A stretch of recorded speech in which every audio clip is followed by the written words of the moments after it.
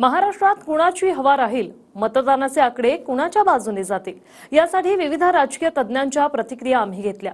त्यांनी काय अंदाज वर्तवलेत? महाराष्ट्रात महायुती वरचढ ठरणार की महाविकास आघाडी? पाहूया। नेमक्या जागा सांगणं शक्य नाही, परंतु एक साधारणपणे अंदाज जो मी बांधतोय तो साधारणपणे एक 22 ते 24च्या आसपास महायुतीच्या जागा असतील आणि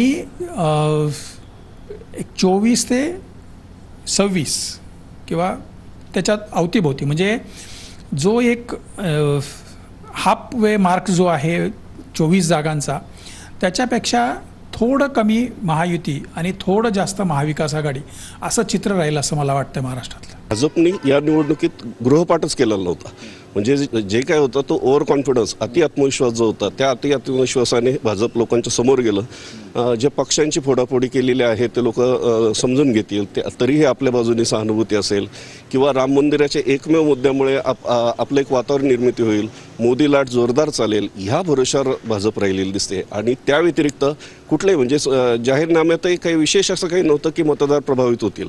हे माझ्या मते तर महायुतीचे अगदी 16 ते 17 उमेदवार हे जिंकून येऊ शकतील आणि महाविकास आघाडीचे मात्र 32 ते 33 उमेदवार हे निवडतील असा माझा अंदाज आहे। असं झालं की यावेळेस निवडणुकीमध्ये पहिला एक फीचर जर मानायचं असेल तर उद्धव ठाकरे यांची हवा तयार झाली। म्हणजे उद्धव ठाकरे यांनी प्रत्येक मतदारसंघामध्ये खूप परिश्रम घेतले, त्यांच्या भाषणाला एक विशिष्ट फ्लो होता आणि मुस्लिमांचं देखील मतदान त्यांना चांगलं भरभरून पडलेलं आहे। त्यामुळं मराठवाड्यामध्ये ते चौकार मारणार अशी स्थिती आहे।